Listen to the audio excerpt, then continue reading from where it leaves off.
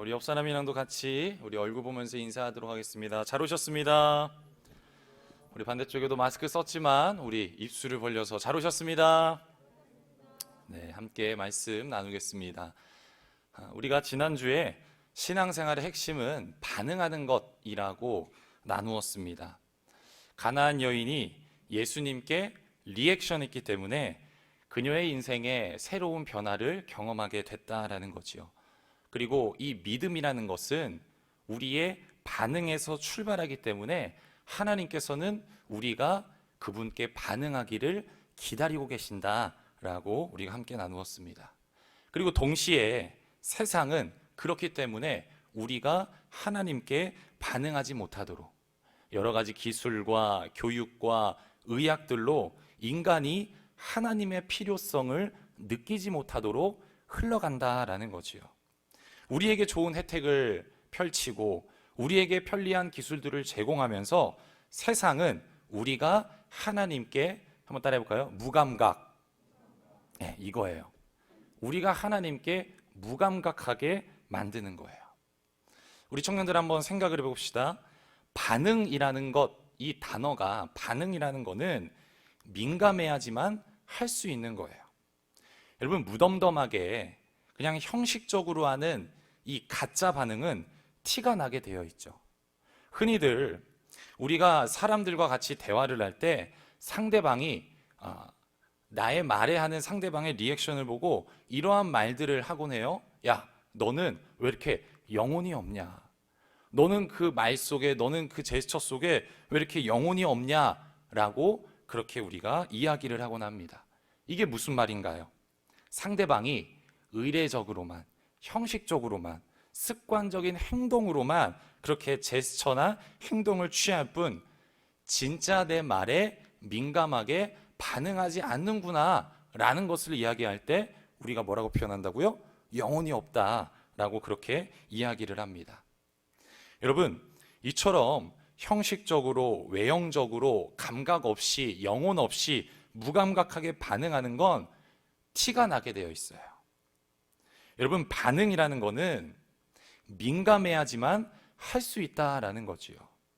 반대로 생각하면 여러분, 무뎌지고 둔해지면 진짜 반응은 사라지게 되고 우리 안에 그 진짜 영혼의 그 반응은 사라지고 형식과 외형적이고 습관적인 틀만 남게 된다라는 거지요. 우리 청년 여러분, 우리가 반응하지 못하게 하는 결정적인 걸림돌은 무엇이냐? 한번 따라해볼까요? 무감각함. 네. 가장 우리가 하나님께 반응하지 못하게 하는 결정적인 걸림돌은 무감각이에요.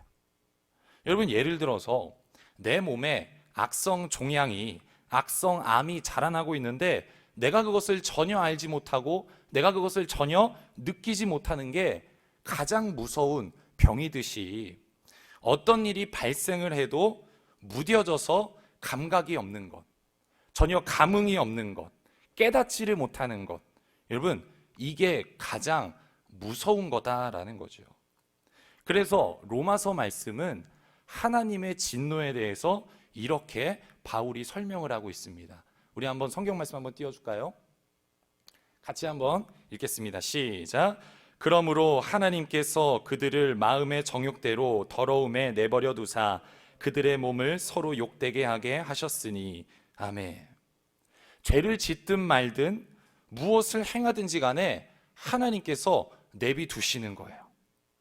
내가 죄에 빠져 있구나, 내가 지금 죄 속에 있구나 라는 것을 느끼지 못하고 깨닫지 못하는 것, 알지 못하는 것, 여러분, 이게 가장 무서운 진노가 아닐까요?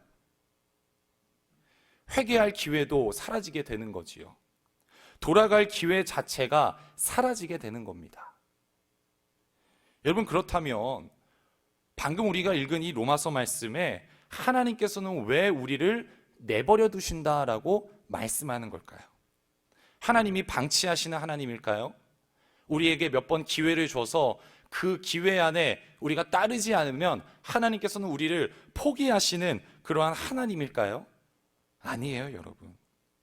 바울이 얘기한 이 말씀은 인간이 죄에만 빠져서 죄에만 반응하고 있기 때문에 그만큼 하나님께는 무감각한 상태, 하나님께는 반응하지 못하고 있는 상태를 우리가 방금 읽은 말씀 내버려 두셨다라고 표현을 하고 있는 거예요. 여러분, 죄의 특징은 두 가지입니다. 죄의 특징은 반복과 확장이에요. 여러분, 죄는 한 번 짓고 끝나는 법이 없지요. 반복을 하게 됩니다. 또 내가 저질렀던 죄를 또 저지르게 하는 그러한 반복적으로 죄를 짓게 되지요. 그래서 그 반복이 습관이 되게끔, 그 반복이 중독이 되게끔 하게 합니다. 그래서 우리 청년들 한 사람 한 사람마다 습관적으로 반복해서 넘어지는 그러한 포인트들이 있을 거예요. 여러분, 이게 죄의 특징이에요. 반복적이다라는 거죠. 또 죄는 절대 줄어들지 않습니다.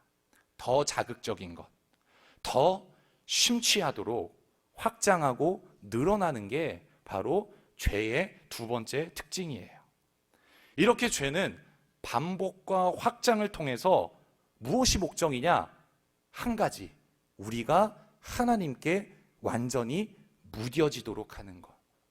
우리가 하나님께 민감하게 반응하고 깨어있는 게 아니라 둔해지고 무뎌져서 감각이 없게끔 하는 게 바로 반복과 확장, 죄의 특징을 통한 우리에게 향하는 목적이다라는 거죠. 하나님이 계속해서 외치고 계시고, 하나님께서 계속 우리의 마음을 두드리고 계시고, 선지자들을 보내시고, 심지어 당신의 아들까지 보내어도, 여러분, 이게 구약의 역사잖아요. 당신의 아들까지 보내어도 무감각해져서 반응하지 못하는 상태, 이게 로마서에서 말하는 내버려 두셨다라는 것의 의미예요. 우리 청년들, 하나님은 방치하시는 하나님이 아닙니다. 아멘. 우리가 죄로 인해서 반응하지 못하고 있는 거예요. 여러분, 이러한 무감각함이 가장 큰 진노요 무서움이다라고 성경은 우리에게 말하고 있는 거지요. 여러분, 그 무감각으로 하나님의 진노를 당한 자가 우리가 오늘 같이 살펴볼 출애굽기에 나오는 바로 왕입니다. 여러분, 바로는 애굽의 10가지 재앙을 모두가 다 당하게 되지요. 그런데 우리가 한편으로 이렇게 생각할 수가 있어요. 바로 왕은 왜 그렇게 멍청한가? 그 큰 재앙을 한 가지나 두 가지만 겪어도 정신이 번쩍 들어서 얼른 두 손을 들고 항복을 하면 될 것을 왜 애굽이라는 제국이 풍비박산이 나도록 바로 왕은 계속해서 저렇게 10가지 재앙을 다 두드려 맞을까? 이렇게 우리가 생각을 해볼 수 있어요. 그런데 그 이유에 대해서 성경은 이렇게 말씀합니다. 우리 출애굽기 7장 13절 말씀 한번 띄워주세요. 우리 같이 한번 읽을까요? 시작.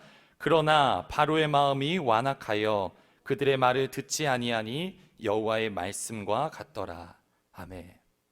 여러분, 애굽의 10가지 재앙, 강물이 핏물로 변하고 하늘에서 우박이 떨어지고 모든 애굽에 있는 가축들이 아무 이유 없이 죽게 되고, 여러분, 이러한 재앙들이 펼쳐질 때마다 반복해서 말씀하고 있는 단어가 바로 이거예요. 바로의 마음이 완악하였다. 재앙이 또 떨어지는데 그 재앙 후에 또 성경이 말하고 있는 게 바로의 마음이 완악하였다. 계속해서 반복해서 이야기하고 있습니다. 여러분, 그 바로의 완악함 때문에 그는 10가지 재앙을 모두 다 겪고도 정신 차리지 못하죠. 깨닫지 못하죠. 알지를 못합니다. 반면에 모세는 어때요? 하나님께서 호렙산에서 모세를 부르시죠. 모세야, 내가 너를 부르고 나서 너는 이제 내 백성 이스라엘을 데리고 와라. 그리고 그 일을 위해서 너는 당장 애굽 왕 바로 앞에 서라라고 하나님께서 호렙산에서 모세에게 사명을 주시고 말씀을 하십니다. 그런데 모세도 하나님의 요청 앞에 처음에 모세도 바로 응답을 한 게 아니에요.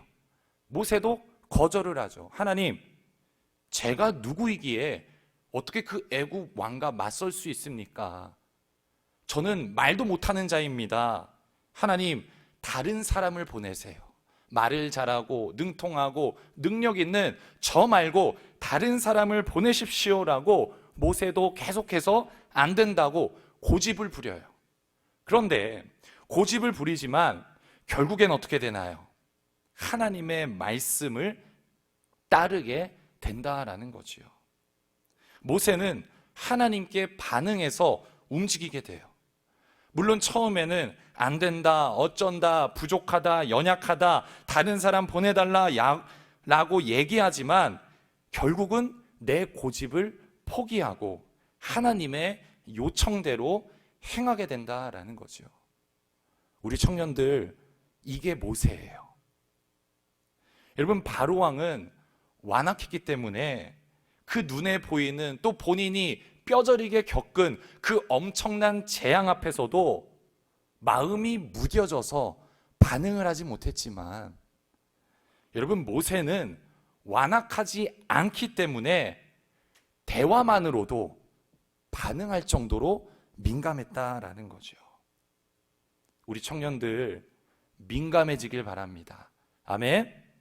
무뎌지지 않기를 바랍니다. 아멘. 여러분, 완악하다라는 것은 성질이 고집스럽고 사납다라는 거예요. 사람들은 누구나 자기만의 고집이 있습니다. 여러분, 고집이 없는 사람은 없어요. 모든 사람들은 다 고집을 갖고 있습니다. 인생을 살아가면서, 내가 인생을 살아가면서 경험이 쌓이고 쌓일수록 자기가 생각하는 방식, 내가 경험했던 방식, 내가 추구하는 방식, 이렇게 사람들은 몇 년을 살든지 간에 인생을 살면서 경험이 쌓이면 그 경험을 토대로 나만의, 따라해볼까요? 고집. 다시 큰 소리로 고집. 자기만의 고집이 생기게 돼요. 어떤 사람은 은연중에 고집을 부리기도 하고, 반대로 어떤 사람은 대놓고 나는 고집 있는 사람이다, 대놓고 고집을 피우기도 하지요.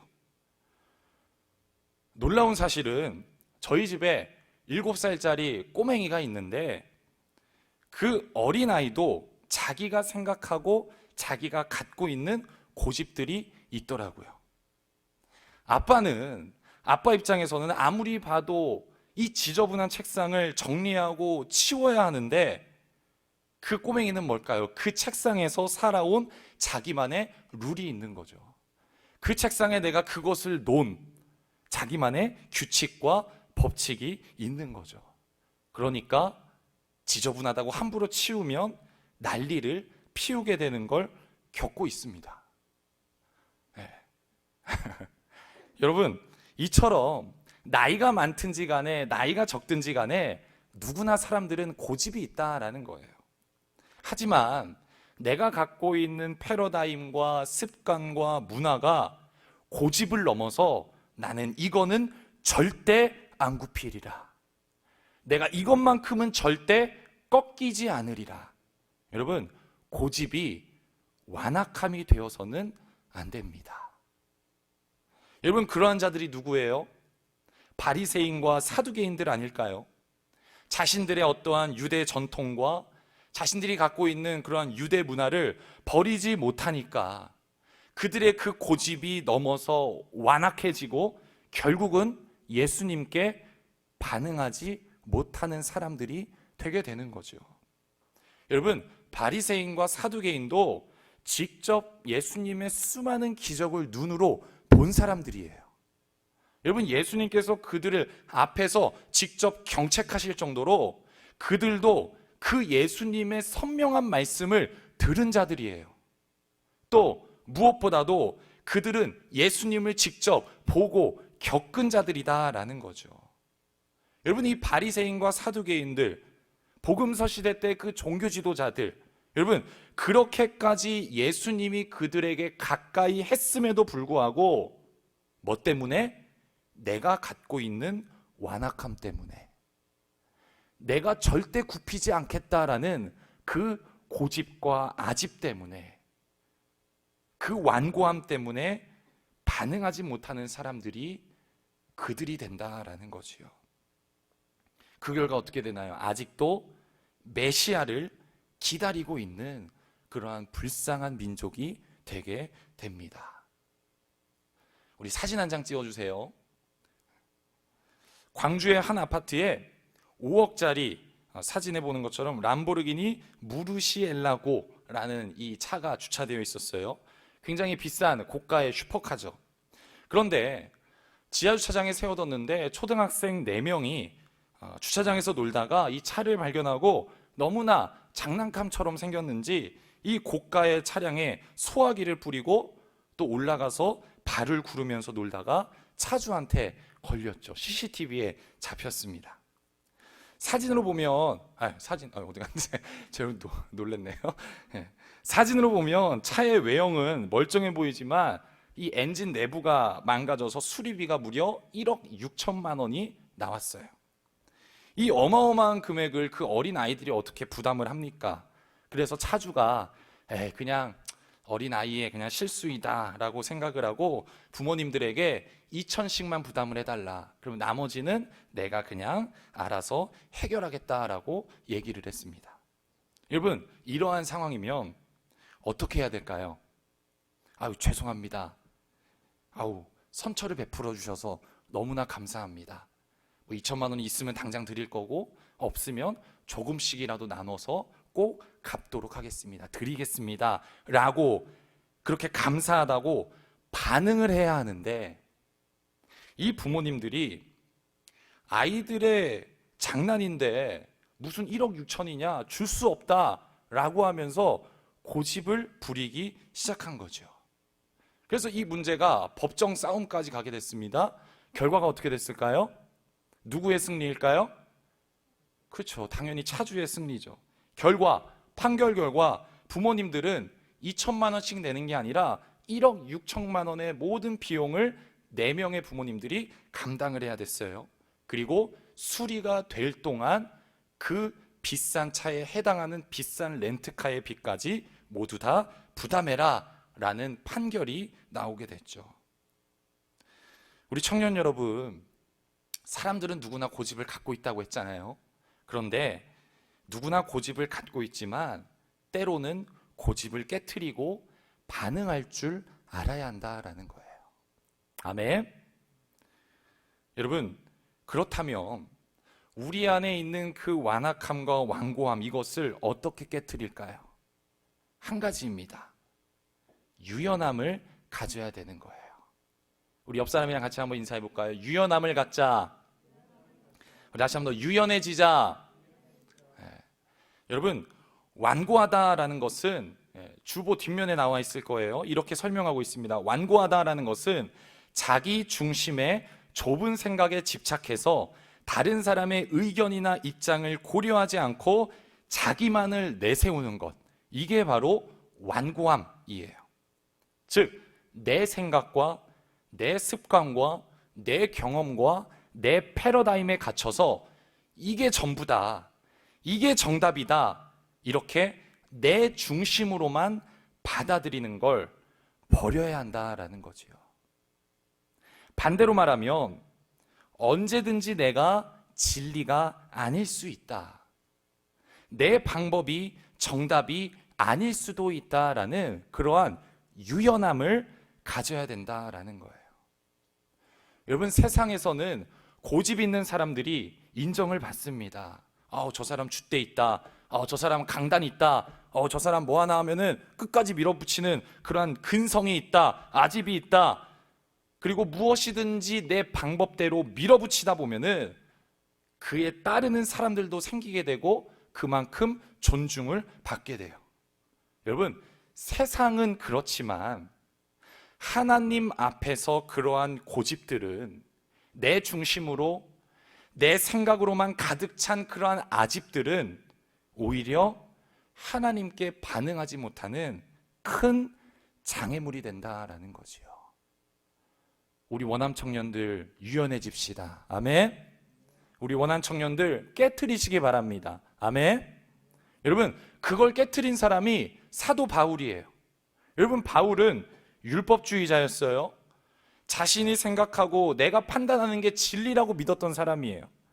그것이 하나님의 뜻이요, 그것이 정답이다, 그것이 하나님께서 너무나 기뻐하시는 삶이다 라고 믿었던 사람이에요. 그래서 그가 그리스도인들을 잡아다가 옥에 가두는 일을 열심히 행했던 거예요. 바울은 자기가 생각하기에 그리스도인들을 잡아다가 옥에 가두는 자기가 의로운 자였습니다. 자신이 누구보다도 나는 하나님의 일을 충성되이 하고 있다라는 자부심을 가졌고, 그렇기 때문에 열을 다하고 성을 다하고 자신의 모든 것을 다하면서 그리스도인들을 잡아가는 삶을 살아갔던 거예요. 그러나 바울이 예수님을 만나니까 그가 지금까지 살아갔던 모든 패러다임이 다 무너진 거예요. 전부 다 깨지게 됩니다. 자신이 진리라고 생각했던 게 진리가 아니었어요. 나는 의라고 생각했던 게 그 예수님을 만나고 나니 불의가 됐던 거죠. 바울이 갖고 있었던 모든 생각과 사고와 습관과 경험과 전통과 생활 양식과 자기 집안의 때대로 내려오는 그 모든 문화들이 예수님 앞에 철저하게 무너지고 깨지게 돼요.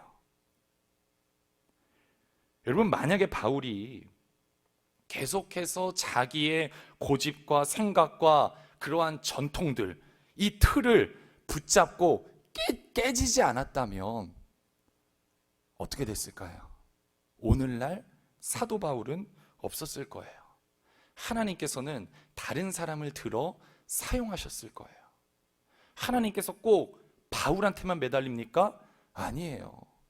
하나님은 돌들을 통해서도 영광과 찬양을 받으시는 하나님이에요. 여러분, 바울이 그것을 꼭 붙잡고 자기의 그 틀과 그 고집을, 자기의 방식을 놓치지 않았다면 바울의 촛대가 넘어가는 겁니다. 그런데 바울은 그렇게 행하지 않았죠.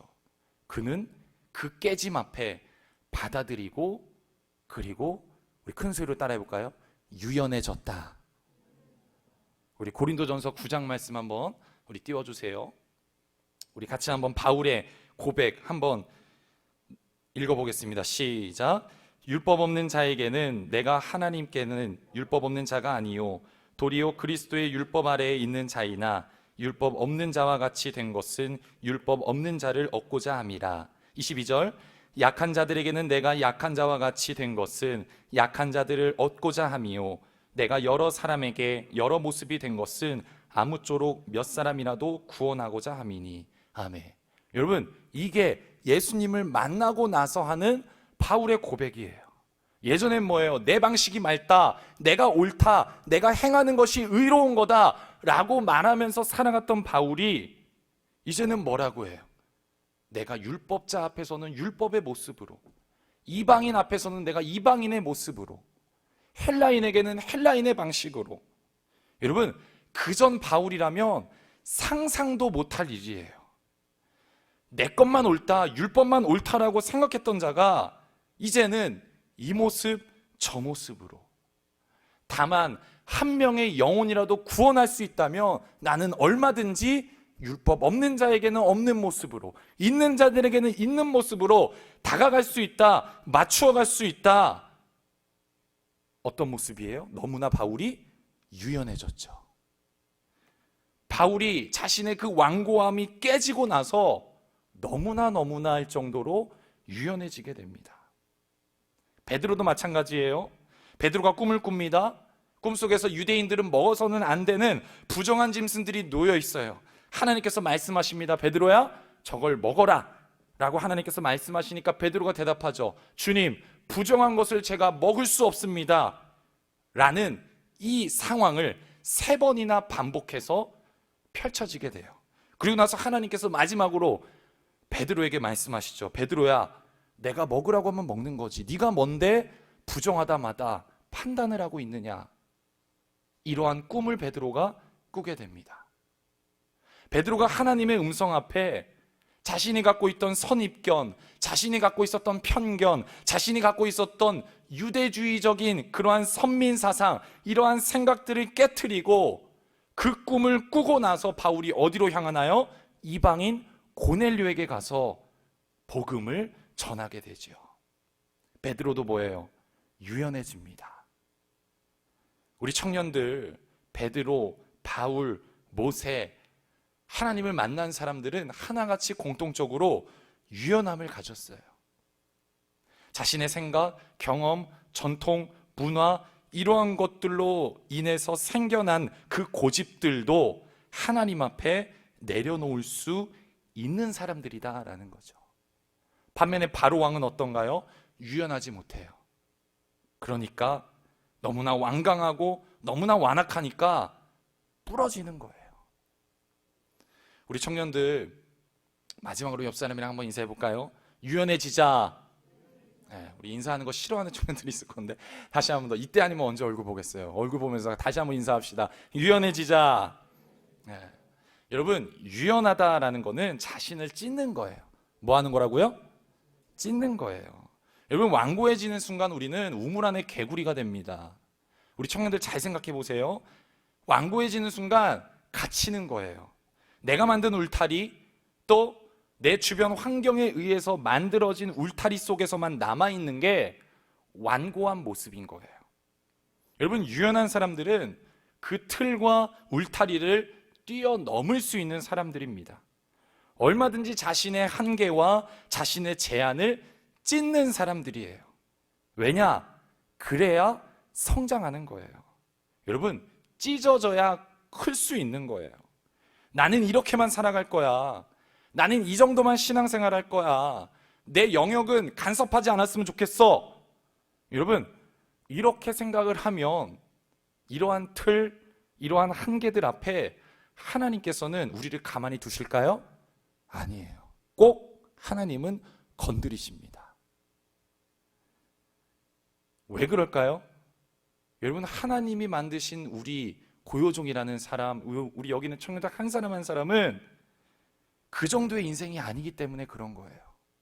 그 틀 속에서 자기가 그냥 조금 경험을 살아갔던 그 바운더리 안에서만 이게 그냥 전부다라고 살아가는 그 정도의 인생이 아니기 때문에 하나님께서는 계속해서 도전을 주시고 마음을 주시고 감동을 주시고 거친 표현으로 간섭하시고 건드리십니다. 우리의 인생은 그 정도의 인생이 아니기 때문에, 또 하나님을 믿는 것은 그 정도의 신앙이 아니기 때문에, 그 정도로 만족하면서 죽을 때까지 그냥 그 정도 포메이션으로 살아가는 신앙과 믿음이 아니기 때문에 하나님께서는 건드리십니다.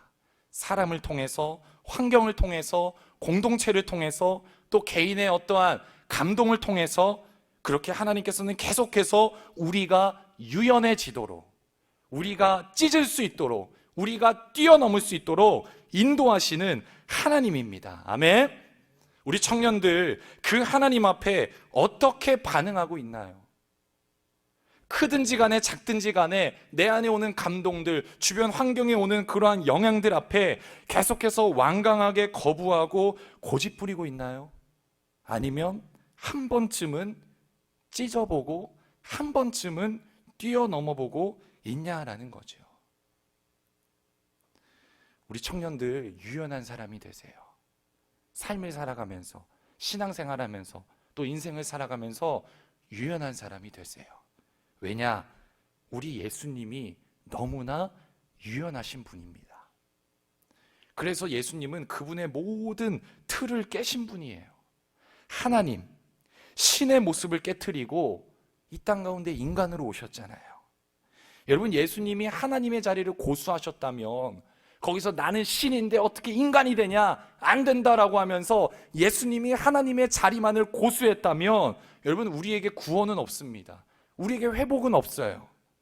그런데 여러분, 예수님은 완강하신 분이 아니라 너무나 유연하신 분이에요.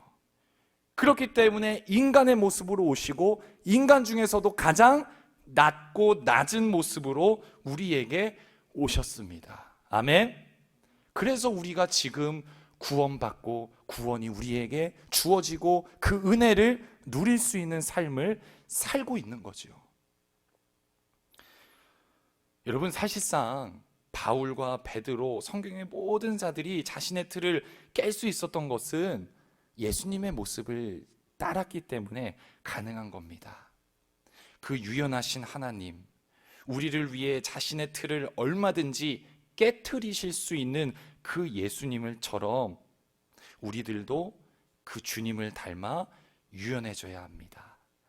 우리 원암 청년부, 하나님께서 여러분들에게 삶을 살아가면서 감동을 주고 때로는 말씀하실 때 하나님 앞에 내 것을 내려놓고 내 것을 포기하고 네, 알겠습니다 라고 대답할 수 있는 그러한 유연성을 가진 우리 청년들이 되기를 주님의 이름으로 축복합니다.